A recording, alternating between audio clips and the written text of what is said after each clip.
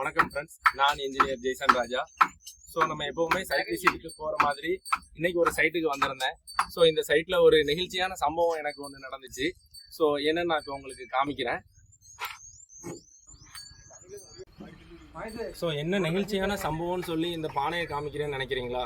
So எல்லாருக்கும் அறிஞ்சது தான், வெயில் காலம் நம்மளுக்கு அக்னி நட்சத்திரத்துக்கு முன்னாடியே அதிகமாக இருக்குது வெப்பநிலை. அப்படி இருக்கும்போது ஆஸ் அ என்ஜினியராக, அதுவும் ஒரு கான்ட்ராக்ட் எடுத்து பண்ணுற என்ஜினியராக, நம்மளுக்கு சைட்டில் வந்து தண்ணீர் வசதி கிடைக்கிறதே சில சைட்டில் நம்மளுக்கு பிரச்சனையாக இருக்கும். கிளைண்ட் சைட்லேருந்து நம்மளுக்கு தண்ணீரோ அந்த மாதிரி சப்ளை இருக்காது. ஸோ அவங்களும் நம்ம குறை சொல்ல முடியாது, ஆஸ் பர் அக்ரிமெண்ட் அப்படி தான் இருக்கும். ஆனால் அந்த சூழ்நிலையிலையும் இதை பொருட்படுத்தாமல், ஸோ இந்த மாதிரி சூழ்நிலையில் தொழிலாளர்கள் நலனை கவனத்தில் வச்சு தண்ணி கொடுக்கணும்னு மட்டும் இல்லாமல் அதை குளிர்ச்சியாக கொடுக்கணும்னு முடிவு பண்ணி நம்மள்கிட்ட கேட்காம, நம்மளுக்கே தெரியாமல் இப்படி ஒரு செட்டப் பண்ணி தந்த இந்த ஹவுஸ் ஓனருக்கு நம்ம கண்டிப்பாக வாழ்த்துக்கள் சொல்லியே தான் ஆகணும். அவங்களுக்கு ஒரு மனமார்ந்த நன்றி.